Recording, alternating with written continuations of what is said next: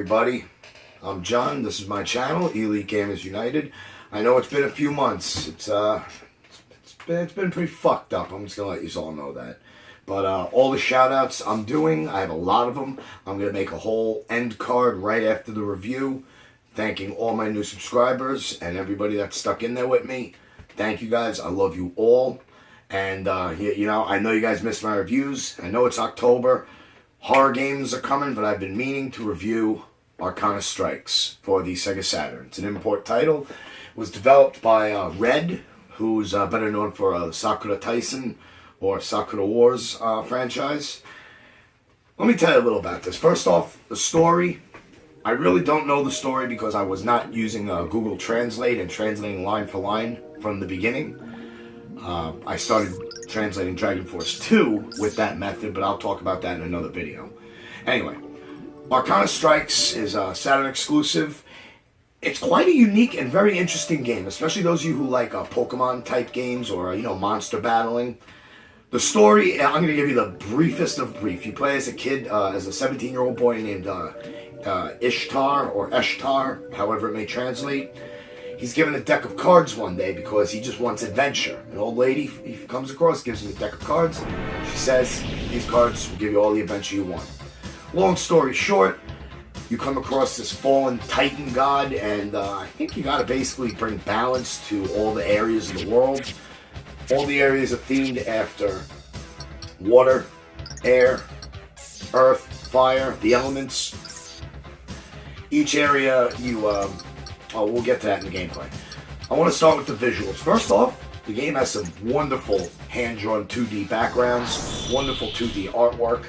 There's not a ton of animation in the characters. However, what makes the graphics so special, and I thought Grandia 2 on Dreamcast was the only game that ever did this, every single attack and maneuver in the game is done through an overlaid MPEG or an FMV video overlaid right onto the 2D artwork.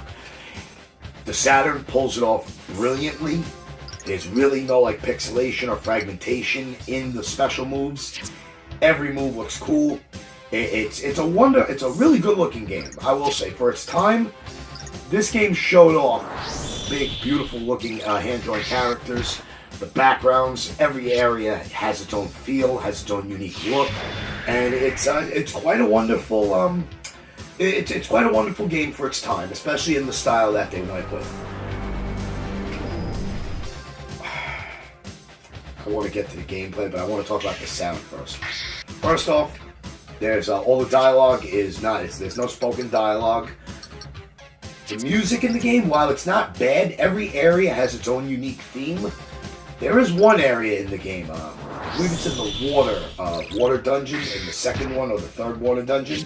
It literally is the track from Final Fantasy VII, the Temple of the Ancients. Those of you who play that have played the original Final Fantasy VII know the track I'm talking about. If I can isolate it or I can find it, I'll put it up at the end just so you can hear it. The battle music, it's not bad. It gets very, very repetitive. The only time the battle music changes is when you're fighting a boss. Battles in this game can go on for a little while because of the strategy and the pacing, but we're going to get to that right now. The gameplay. I will say the gameplay is the highlight of this game. And here's why. First off, you get to customize your deck of cards. You find cards. You basically capture enemies with capture cards. The battles in the game are not random either. The battles are literally shown as a card in the environment of a color which will determine the environment that the battle will be fought on. And I'll get to that in a minute. So, you have your main character, Eshtar. He cannot attack physically. Only thing he can do is place cards, withdraw cards, or use Arcana cards, which are the highlight of the game. Now, the bosses in the game are all literally like mini Kefkas. Those are the ones you get your arcane cards from. The arcane cards are basically your tide turners. For example, if you die and you don't withdraw from battle using the wheel card, you lose half of your gold, half your money, and any monsters you captured in that area, you do not have. So using that card will basically reset you and load you back out at the beginning without losing anything vital. Arcane cards can only be used once per round. You will get up to 12 or 14 of them. They come from defeating the bosses. Those cards literally have effects that can affect enemies only, yourself, your monsters, the enemy monsters, and the enemy parties are grouped and set up just like you. You're in the middle and you can cast or summon with your cards up to 2 monsters, one to your left and one to your right at a time. To be successful in battle, you don't have to kill all your enemies. You just have to take out the leader who's in the middle.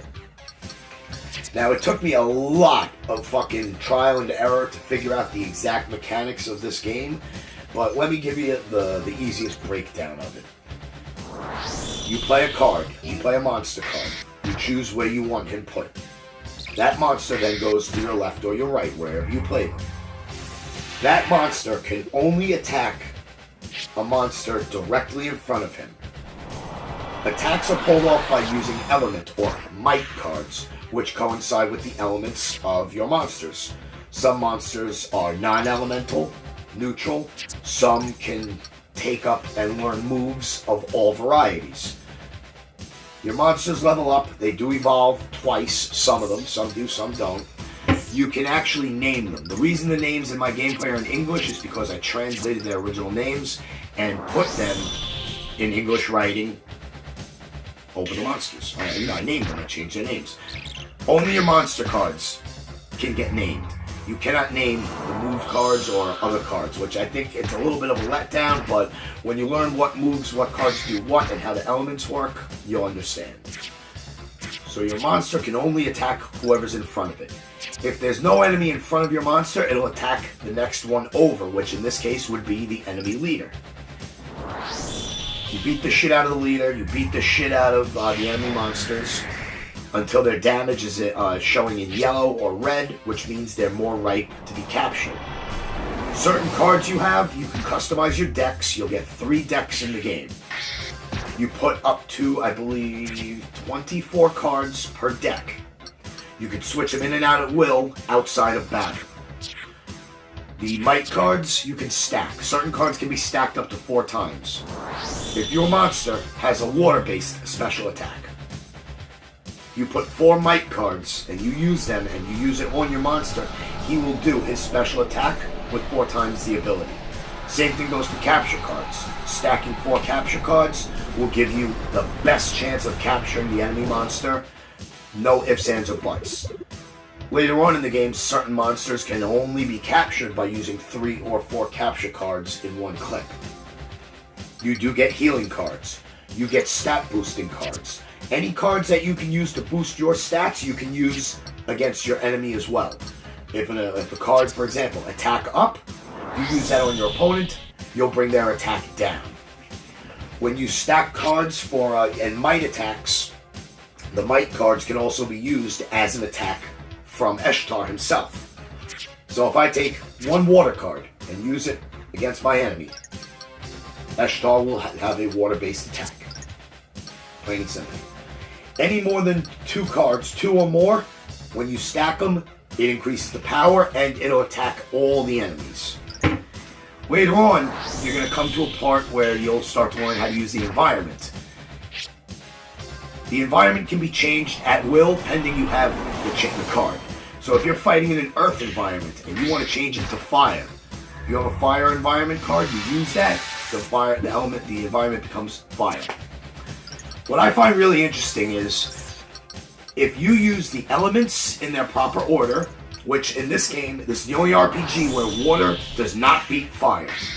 Hear me out. Water beats earth, earth beats air, air beats fire, fire beats water.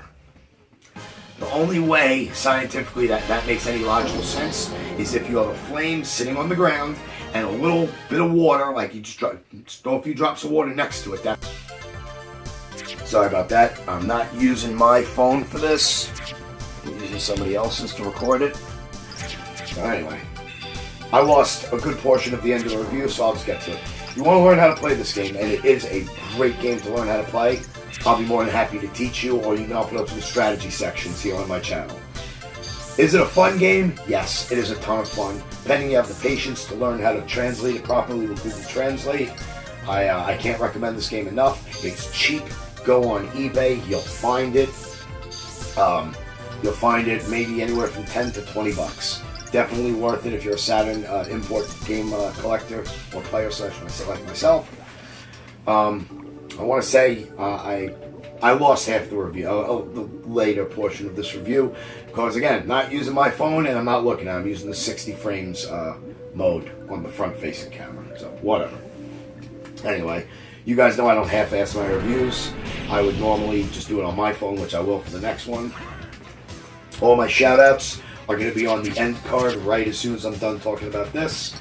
And I just wanted to let everybody know that you guys on YouTube, my followers, my fans, my friends, you all know I've been going through some shit, and I've been very depressed lately. It's not been easy. I do love every one of you. I thank you all for following and sticking by my channel, even though I've been absent for about a month and a half, 2 months. I didn't forget about you. A lot of stuff going on in my life. But I love you guys. You know what? I hope you guys. I'll do a live stream later, and you know, we'll shoot the shit like we used to. Anyway, I love every one of you. I miss you. I thank you all for your support. I thank you all for your kind words. Just know that I am okay. My heart's broken, but other than that, everything is fine. Just want to say I love you guys, yo. I really do.